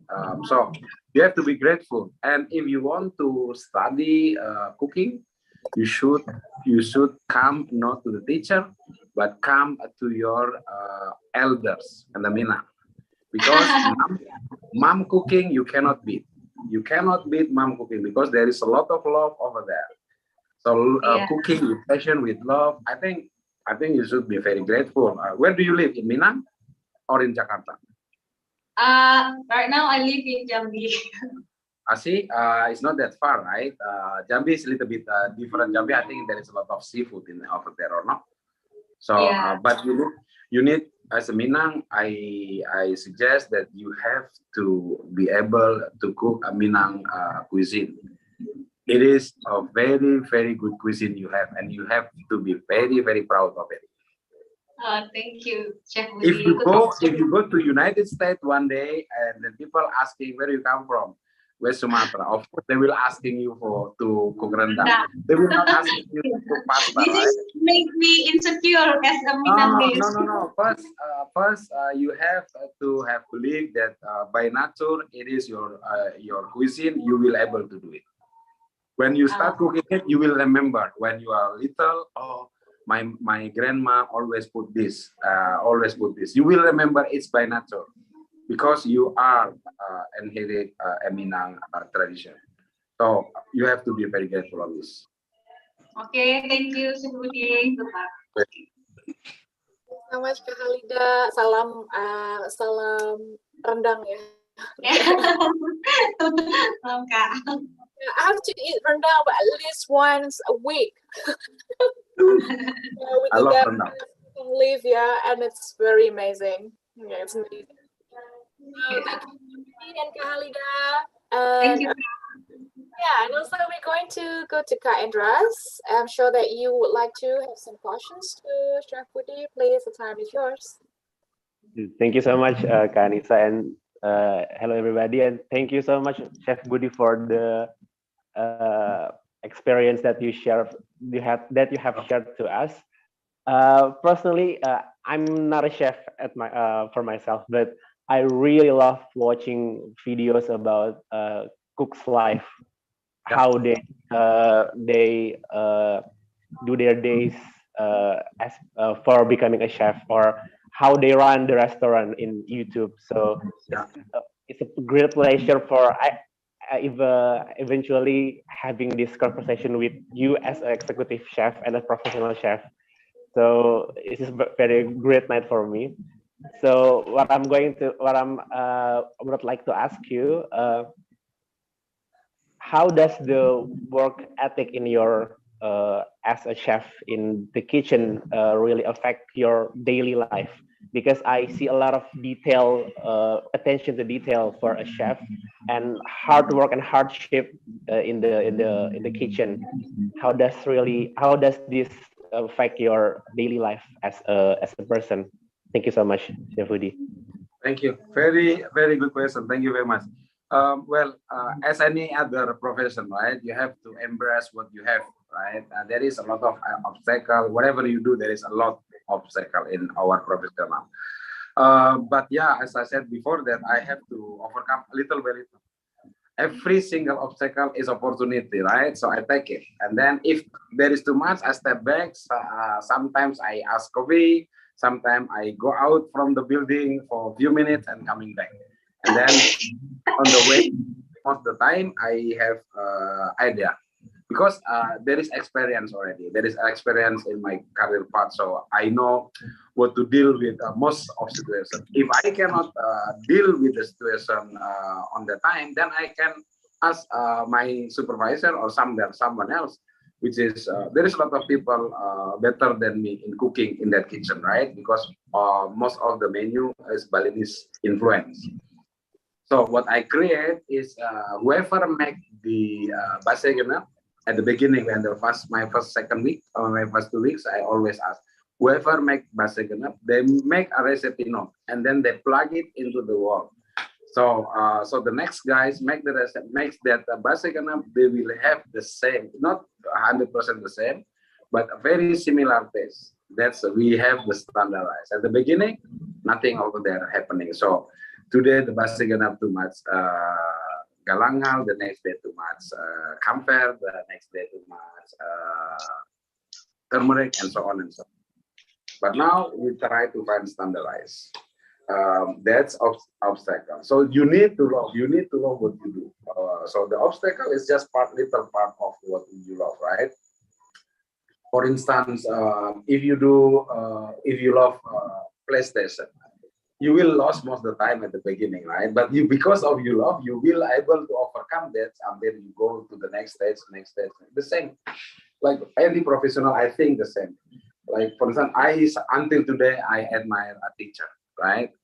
Imagine this teacher standing in front of a little kids, 10, 20, 30, and most of them is a little bit doesn't pay attention, and they are actually so much. I give them so much respect because every single day the teacher give the best, and the result only can be seen maybe in one semester, right? With the ujian. So a chef become a chef, we see the result right away. 15 minutes, okay, my eggs already nice, or my eggs overcooked. But the teacher 6 months, they know this, they only know in 6 months the result. So I'm very grateful as a chef. My obstacle is not that much actually, right? So my point is, whatever you do, there will be so much challenge, so much opportunities. But as long as we love that challenge and we keep doing what we love, everything is doable. Nothing is impossible, right? So for me, it's just keep going, keep going, keep going. In certain times, for sure, everyone will say, "Oh, shoes." Right? Just get out from that area. I always get out from that area. Most likely, okay, this is maybe time for pasar playing or duhur play. I'm a little bit more active at the moment for Solat. So whenever I get the room, okay, let's go to the praying room first. So it's a good escape. It's very effective escape, I feel it. Right? Thank you so much, Chef Budi. Pleasure. Is that Nice answering talking to you. Kendras? Yes? Hello. Is that answering your question, Kendras? Yeah, it is. Thank you so much. Yeah, so I'm sure that everyone have, maybe if you guys have many questions, like some questions again, please feel free because we still have some. I do, actually. So as I said in the earlier, I'm not a chef for myself, but I think I did a little because back when I was in elementary school, I start making a chocolate. Yeah. You know, selling to my friends. You know, how do I really want to? Maybe this is related to the question that Kanisa asked us for the Britzoners. I really love. I want to make a step more for my experience in chocolate, because the thing that I can make the most is the chocolate. So what can I do with the chocolate? And is there any tips for cooking the chocolate, chef? So first, you need to read. There is a chocolate, and you need to read about chocolate first. Yeah, do research first, right? And then you will find it. Which chocolate do you want to work on it, right? Or maybe dark, maybe light, maybe how many percent. And then you specifically read about this. And then for sure, now it's very easy. You go to YouTube channel, you go to social media channel, find this community who work with this type of chocolate. Because chocolate is endless, right? Chocolate is so much endless. With 70, 80, 20, whatever percent, and then have the different characteristics. Basically, chocolate is the bitterness, and the other percent is sugar. So that's 75% is 75 cocoa, 25% is sweetness, right? But without further read, you will not able to get the best out of that type of chocolate. So I suggest you read first, and then you search who is making this type of chocolate, and then you start narrow it down. What chocolate do you like? Would you like to make bar, mousse, souffle, cake, and so on and so on. And then you narrow it down again. What type of chocolate? After this one, you see already a lot of product, right? Narrow it down again. And then at the end, you start only one. The one you really love, right? And you start, because when you say chocolate, it's really so much, and then you confuse. Then start with the read about chocolate, and then start the read about which percentage, and then start again with the type of chocolate, the dessert, chocolate cake, chocolate whatever. And then when you find that one you really like, then you start jumping to cook. And good luck. You will find it away for sure. Good luck. Thank you so much, Chef Budi. Pleasure, pleasure, pleasure. Andres and Kak Halida, maybe Kak Halida, do you have some questions? Do you have any questions again? Yeah, thank you, Kak. Okay. Please do mute. Okay. Chef Budi, I want to share with with you about my experience to start cooking. When I cook some a kind of food like cake, like gulai and something like that, with the same recipe, with the same recipe, how can the taste is different when I cook today, and then I cook again with the same recipe? Why the taste is different? Yeah, How it is can the taste is consistent about the about this taste? very good. Very good question. It is not about the recipe, but it's about practice. Okay, it's about practices. Yeah. When you cook, rendang is so complex. There is how many ingredients? Maybe 30 ingredients, Yeah. right? So then you need to combine. You need to understand every single element, right? You cannot put just ginger with turmeric together, right? Because the hardness of the spice of the root vegetable is different. So you need to understand this one first. The only thing you will understand if you practice every single day, every single time. Don't give up. The recipe has to be very good recipe because you have it, right? You believe on that recipe. Now, what you need to do is practicing. How about Chef Budi? How about the professional chef? It can happen to professional chef like the menu, the same menu, same recipe. The taste is different. Like any customer complain about the taste is different. Not much, but quite a bit. Every single human being have different palate, right? They have different palate sense of, right? So it's as well become a different person cooking, different taste coming out. But we have the standard, right? For instance, when we cook nasi goreng, has to be 300 gram rice, has to be how many spoon this one, how many spoon. So at least that's at the part. When normally the guest will complain or too sour, too salty, or too spicy, that's the only thing. But we have our standard already. To cook one nasi goreng, you know how many A, B, C, and D. And this A, B, C, and D is already been measured. And this, like for instance, if you use red spicy or bumbu merah, this bumbu merah already been on the stove for how many hours with the consistent heat. So we know already the quality is not that far behind from one to another, right? The only things you should do now is continue cooking and then try to make your plate share to whoever, your neighbor, your friends, your relative. Ask them to try your food. And then, okay, don't get upset if they say your food is not good, blah, blah, blah, blah. Just thank you and then make again. You will have a lot of So the key is practice, yeah, Chef Budi. Yes, definitely. That is definitely. You need to practice. For cooking, it's not only one recipe and then 2 times, 3 times, and then you are master. No, it's I don't agree. You need to continue and then you need to find out. Maybe your heat, maybe your stove is not hot enough one day, and then too hot in the next day, and then become a little bit burnt or less caramelized, and so on and so on. Because rendang, or if you're talking about rendang, the key in my understanding is on your spices. If you get these spices right, oh my God, I will come to your place and I will taste your rendang. Okay, Chef Budi, how about the passion? I think I'm not have a passion with the cooking, or somebody have a passion with cooking. No, I think it will come. It will come with the time. If you really, you said earlier that you feel insecure, right? So you have challenge actually. You know that challenge. You want to feel secure with your cooking skill.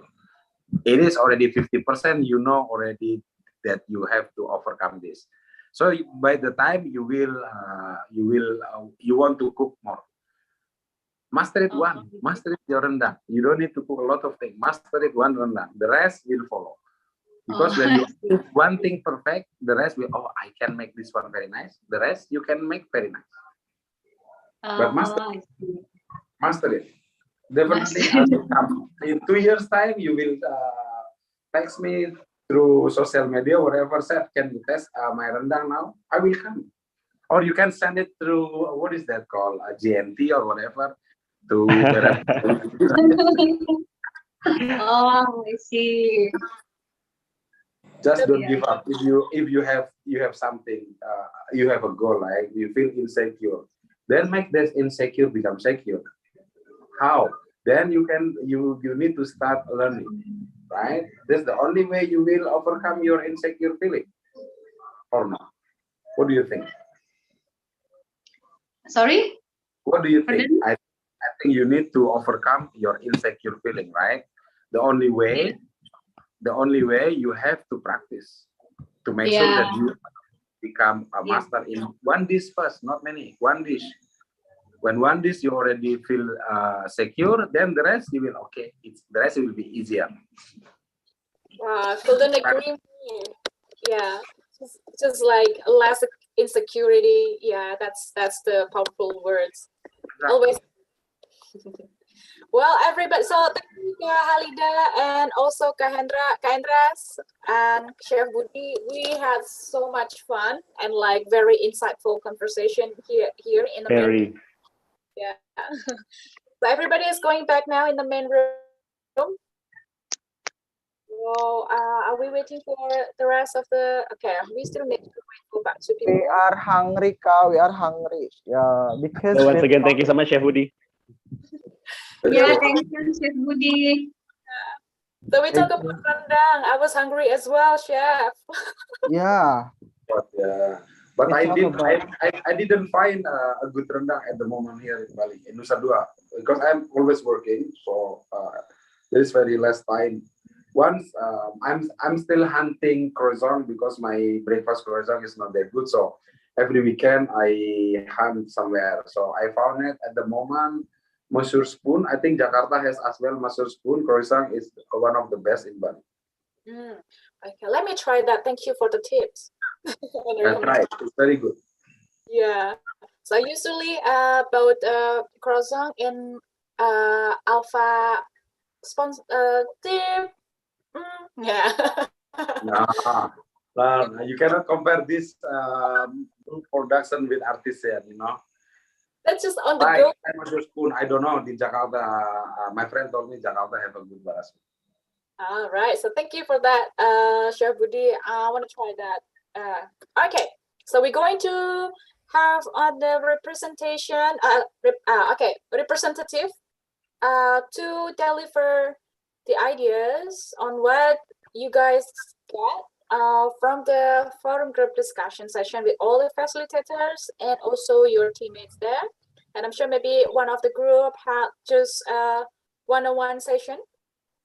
But that's good that the more time for you guys to practice. So, Chef Budi, maybe we're going to start from Kak Amanda. Okay, Kak Anissa, thank you so much for the opportunity. I would like to choose our first timer, Kak Lutfi, to present the summary of the discussion. Thank you, Kak Amanda. Please, Kak Lutfi. Hello, Kak Lutfi. Hello, hello. Thank you for the time given to me. By the way, we are from what name group? I don't know. Me, Kak Amanda, and Kak Ai have discussed about the food that we wanna introduce to the world. Yeah. The main topic is from me that I want to introduce the traditional food, especially in Sundanese food, because I'm from Sunda. I'm Sundanese, so it's my responsibility to introduce the traditional food, the Sundanese food, to the world, especially in Indonesia.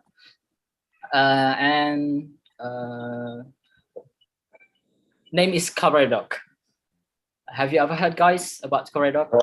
It's a raw vegetable salad, right? What's the name? It's a raw vegetable salad. It's a raw vegetable salad, right? Yes. vegetable salad rice. Yeah. Yeah. Curry dog. And I interesting about curry dog because curry many a lot of things that useful for us for our body, especially for we can use it for diet too. But in my opinion, I can make it with the new variant about the curry dog because as know as long as we know that curry dog it's old food, and I want to change I want to change the mindset. Then I want to make it modern. I want to make it modern with the new packaging, with the new branding.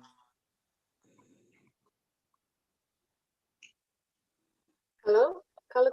I lost your voice. I'm losing your voice. I think maybe Kalutfi had a Yes. Hello. Yeah.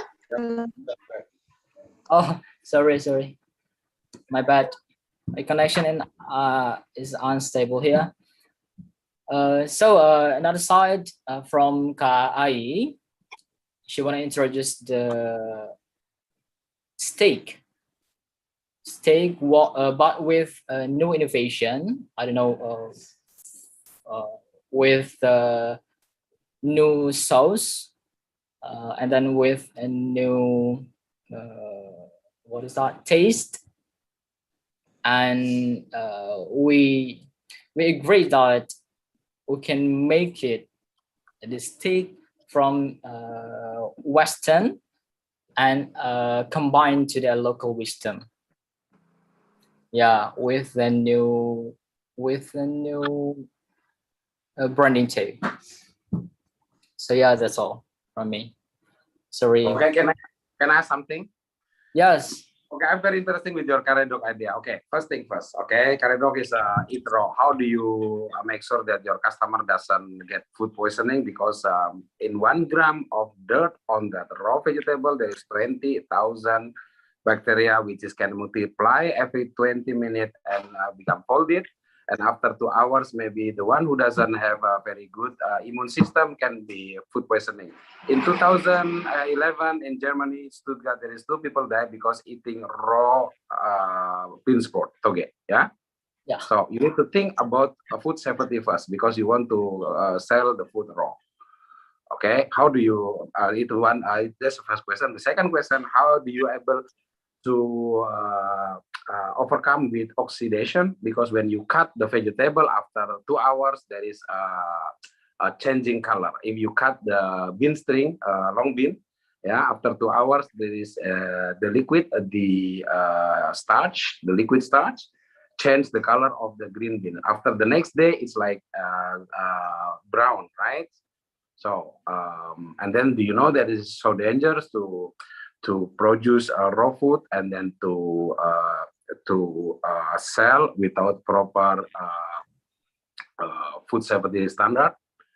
So you should offer this one with your background food safety standard is number 1, right? Curry dog is I love it so much, but you need to emphasize that this is safe to eat with your parameter in place, right? Packaging, you don't tell me what kind of packaging, right? There's a million type of packaging. There is biodegradable, which is not biodegradable in Indonesia yet, because unfortunately the plastic biodegradable still contain plastic as well. I just watched Netflix about Plastic Island 2 days ago. So our biodegradable plastic still contain a lot of plastic, microplastic inside. Right, so you need to make sure that your product is sustainable and responsible with our planet. Because nowadays in Europe there is more than 20% per year increasing of veganism. So that's why I'm so interested when you said trade-off. To make sure that you have a modern look of trade-off, you need to learn more about how to compete with the market. start with small one, right? And then for the steak, I'm not sure what sauce you're talking about because the sauce. What is the sauce? My question is only very simple. What is sauce first? You need to find out. When you understand what is the sauce, you can make million of sauce, but you have to be able to compete with your competitor. You need to when you bring out the idea, you should already understand who is your competitor, why people buy their product, right? Why they want to buy my product? What I can offer to them? What is our unique selling point, right? So it's easy to say, okay, I want to make a steak, but why I have to buy your steak? Or why I have to buy your curry dog if I can make myself with the same quality, right? So you need to tell me that I please buy my curry dog because my curry dog is A, B, C, D, E, and so on.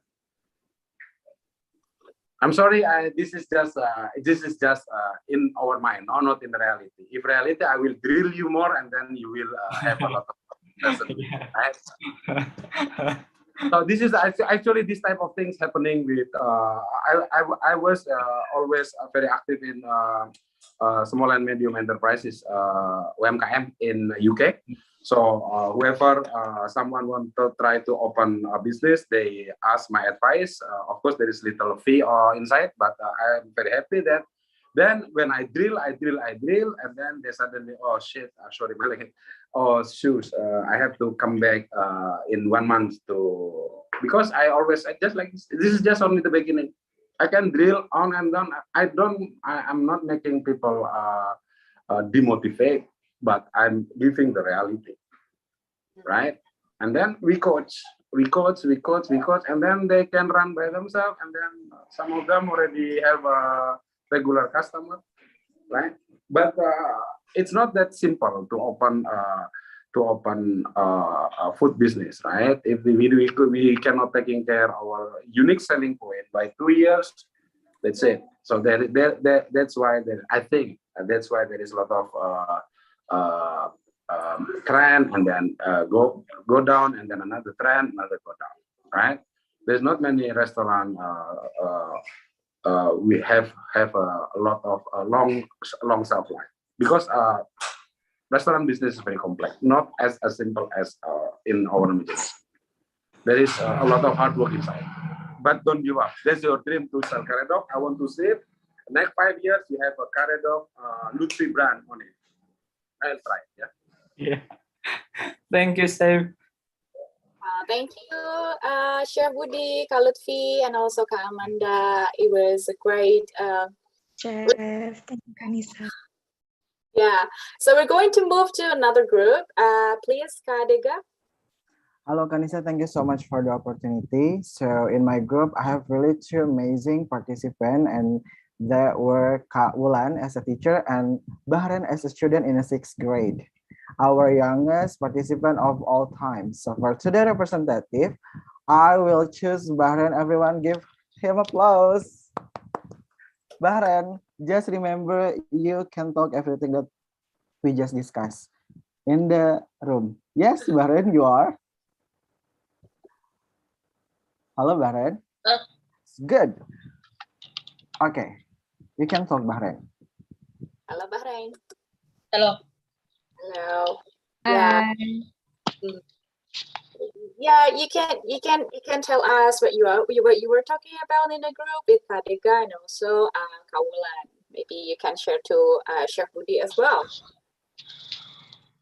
It's about what we would cook if we were professional chefs. Yes. So if you were a professional chef, then what would you like to do?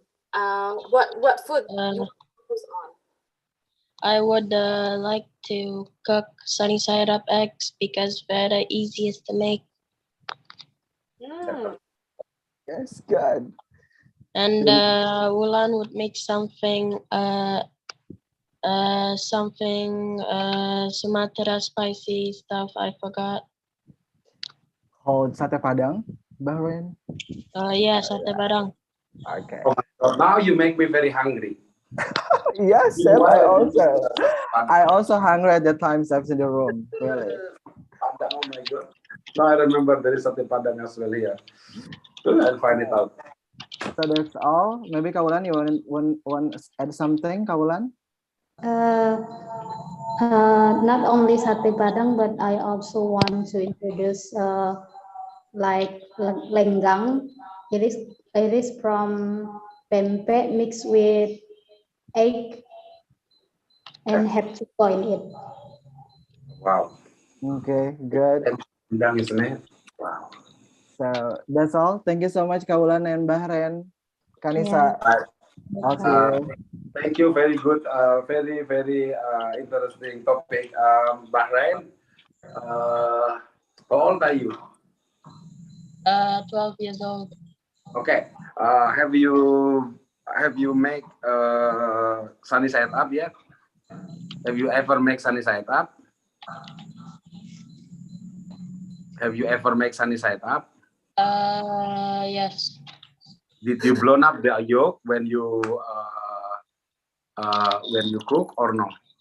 Did you make sure that your egg yolk is hot? No. Okay, here is the thing. Yeah. What I see in Indonesia, our egg is not pasteurized, right? And it's, of course, it's full of bacteria, right? So be careful when you make sunny side up. Make sure your egg, if you like it, medium, which is very runny, make sure it's lukewarm on your thumb. You just touch it into egg yolk. It's still cold. Still, you need to still keep cooking until lukewarm. At least it's a little bit more safer. But to make sure that you save, because our egg here is it's very not easy to get the pasteurized one. So I suggest that you cook it well done, right? At the end, sometimes our stomach upset, not because of a lot of things, but most likely because of bad bacteria coming to our body, right? You need to consider this one. And for the tempe rendang, I would love to try it. Seriously, this is a very good idea. I normally cook for my vegan customer. I cook young jackfruit rendang, or sometimes I use a celeriac or celery root to make a rendang, or sometimes I use butternut squash. Whatever root vegetable is very good to make rendang, in my opinion. But the tempe, and just remember that I don't have, when I was in London, we don't really have much good quality tempe. So one of the tempe production, one of my friend produced a very good company actually, but the tempe is not good. So they're asking me to do the research. So I went to the tempe production in Pemalang. I spent one day over there, and then I give the 7 pages of my note to this pro tempe. Maybe next year I will find it out the tempe is better. And good luck for your sunny side up. Make sure it's safe to eat, and good luck with your tempe rendang. Thank you. I'm sorry, Chef Budi, not rendang, but sate Padang. Oh, tempe sate Padang. How do you make tempe sate Padang? Yes, just the sauce, yeah. yes, like curry. I know. I make once, but not that good. I'm sorry. Nobody teach me. So even if my customer said very good sate, but at the end I'm not sure myself, right? Because nobody teach me. I just read the book and ask my friends from Pariaman, yeah. From Pariaman, and then it's over the phone only. So he guide me how to make it, but at the end I'm the one who tastes. So I still not convinced that it's the best sauce, right? But how do you make the tempe into a very tasty then? Because tempe is tasteless, right? How do you make it into very tasty? Tempe. The tempeh itself is very tasteless. You don't taste anything. How do you make this tempeh into very good sate padang? In sate padang, we don't use tempeh, chef, but use meat. Yeah, I know. But you said earlier that you want to make tempeh sate padang, no? No, Or no? lenggang. Or I'm mistaken? Lenggang Or and rendang. sate padang. Lenggang. Or rendang. So you make Lenggang. which one? It's different. It's from Palembang. Lenggang. Lenggang. Yes. Wow, I need to Google it out. I don't have teacher over here from Sumatra, so You need to come to Sumatra, chef, to learn yeah. about So the taste in here. hopefully by maybe in 3-4 months I will come to Sumatra to check around. I have a few friends in Danau Toba. I have friends in Medan. There is a few Marriott in Medan, in Balitung. So I'm sure I will go there as well to compare the Indonesian Marriott. I'm sure. Well, wait for me over there, okay? And then you can show me what you cook. I would like to meet you, Lord. Please, yeah, come to Bali at the moment if I'm not there, okay? I'm still here. Thank you, chef. Okay, thank you. Thank you, Kawulan, and also Chef Budi. Maybe everyone will be going to Bali after this to visit. Bring it on, bring them all. All right. Thank you, Kawulan. And also, we would like to have Mariska. Yeah. Hello, guys. I'm sorry. I'm sorry that I cannot turn on my camera since my signal is kind of bad. Okay. I want to choose Hoirul for representative. Hoirul, are you still there? Yes. Okay. Go ahead, Chef Hoirul. Okay, thank you, Miss. Thank you, Chef. The discussion our group is about the same other people about the traditional food Indonesian, the meatball or satay, because we are Indonesian people. We have amazing food in Indonesian food.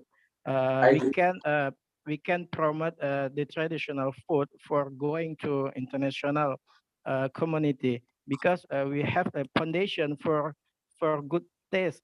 And then they explain about satay, meatball or bakso, and yes, somai, Sam, satay padang maybe, or rawon is the delicious food. I trust, I believe foreign visitor come to Indonesian, bule like try Indonesian food because very different. We have the many spice, many rempah, and the rich rempah, and the different Western food only only oil and the one or two spice. In Indonesian we have rich spice for the foundation, the rich taste Indonesian food. I think that's. I agree. Okay, very good statement. I love it. I have a few questions. Okay, you have so much ideas, but which one is your main selling point? Which food you want to promote? Because to promote that's a lot of food, then you will think as well about waste, about overproductions, about high costs, right? So in my opinion, step by step, you have to have your main actor. Which one do you want to promote first, right? For instance, over here, last month I promote for our monthly promotion. I promote because I'm from they knows, a lot of them knows that I come from Europe, and then okay, let's cook European food. And no European want to eat European food, obviously, right? they want to try Indonesian food. And then this month, we promote our month promotion called Christafel, right? It's nasi campur. On that Christafel, I have bebek lepang, duck lepang. I have ayam betutu. I have ayam betutu and the surrounding like egg, like belacan, like sate lilit, like sambal embe. It's 5, and then of course rice in the middle, right?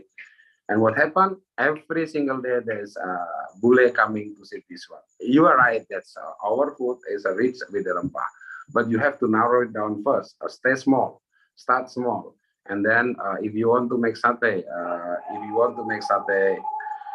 why I have to come to your satay stall, right? What is your selling point, right? Because there is a lot of satay. Why you are able to stand out and people come to see you to buy that satay, right?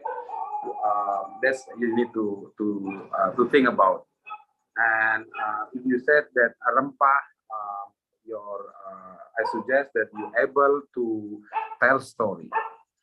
Because interaction with our guests is super important. The food coming out, you are as the owner or the chef, you coming out with the food and you tell what they have on the plate and how you make it no more than 2 minutes. Otherwise, your food become cold, right? And then on that small talk, you emphasize one thing on it. Let's say maybe the rempah, or maybe the duck coming from, or maybe the satay meat coming from, and why you choose this meat, right? And then their mindset, their organoleptic from here, they said, oh my God, this information coming translate to brain, and their brain said, oh, this must be very good. And then when they see the food, the presentation is beautiful. So their eyes already, organoleptics means your organ eat, right? Before there is a saying, before you eat, your eyes, your ears, it is your ears, your smell, it's already eaten. It's called organoleptic, right? So your presentation nice, people will already throw, oh, their eyes see the beautiful plate and then translate into their brain, and their brain telling, oh, this must be a good food. And then when they eat, it has to be good because you are the good chef. So my point is, if you want to start promoting your dish or wherever, start not too much because will be too high cost. But make sure if you start 1 or 2 items, make sure why people will come to buy your satay or your rawon or your whatever you want to sell, right? And then don't give up because, okay, one is people is explorer. They eat, oh, I know this one. And then the second one is the one who want to eat only. And then this one is maybe not. But you need to find the person who will tell into their community. Why you need to make sure that your food is telling story. When they go, oh my God, I eat on the Hairullah, and oh my God, the satay is the best satay I ever eat in my life. Then this person talking over them, and then they come back with that story. Yes, of course, this Hairullah now become very well known as a satay. And then you start another one, maybe with the same cut, you can make what is it? Satay, lamb, you can make gulai, you can make tongseng, you can make tengkleng, and so on and so on. Right? So I suggest that there's so good idea, but don't carry it away with ideas, but you need to make that idea become realistic, right? With be careful with the money you have. Otherwise, you only have fun, and the money after a month or 2 become a little bit difficult. Very good. All right. Well, is that answering? Okay, so Chef Budi, thank you so much, and also Kak Hairullah, thank you for the ideas that you just delivered. And Chef Budi, And Britzoners here, I know that every one of you would like to ask more and would like to interact more as well with Chef Budi, but we're running out of time.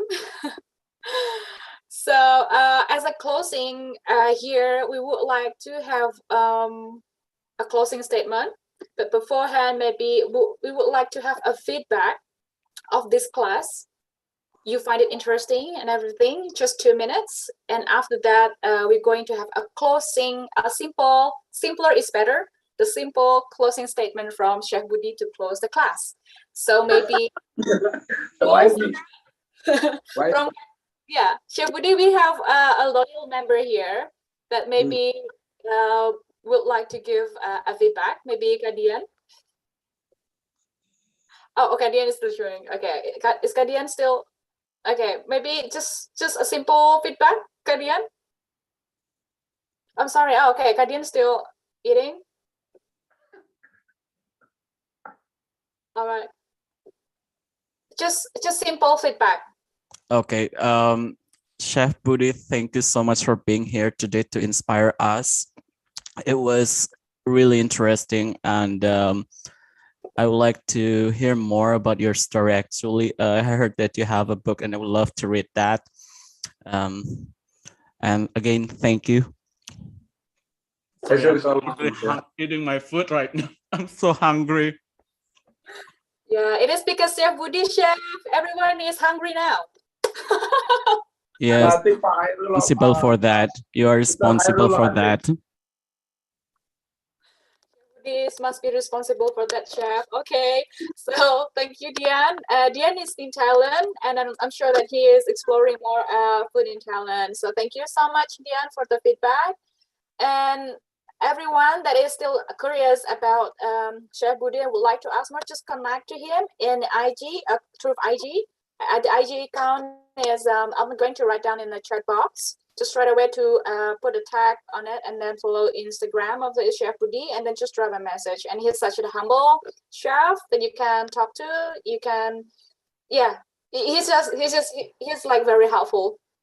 And Chef Budi may give like a closing statement to end the session.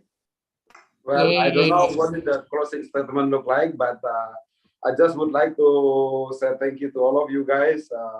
Able to talk freely without boundaries, and hopefully you are able to pursue your dream. Only one small word: never give up your dream. Right? Whatever it is, get your dream, because I know you can do it. Right? With the passion, with the anything you have to get your dream. Okay, that's all from my side. Thank you so much for the opportunity. Thank you so much, Chef. Thank you, Chef Budi. And also, Chef Thank you Budi so much, Chef. in the main room. Thank you, chef. Thank you, everyone. Thank you, you, Chef. everyone. See you in See the you session. again. See you again in another class. For another class. Thank you, comrade Chef Budi. Thank you, everyone. Thank you, Denny. Have a Thank good you, everyone. rest. Thank you, Britzone. Thank You're you. welcome. Bye-bye. Bye. Have a good rest, Have a everyone. good night. Adios. Au revoir. Thank you, Denny. Have a good Thank you, night. Denny. Yes, January. Okay. Thank you, Kak Lutfi. Thank you, Kak Chef Janwar. Thank you, yeah. Thank you. Yes, Thank welcome. you, Chef Janu. See you again Yeah. in another class, Kak. Okay, see you. Yes. Chef Budi sepertinya udah lock out, udah leave ya. Leave ya? On the YouTube maybe. Oh, yeah. Oh yes.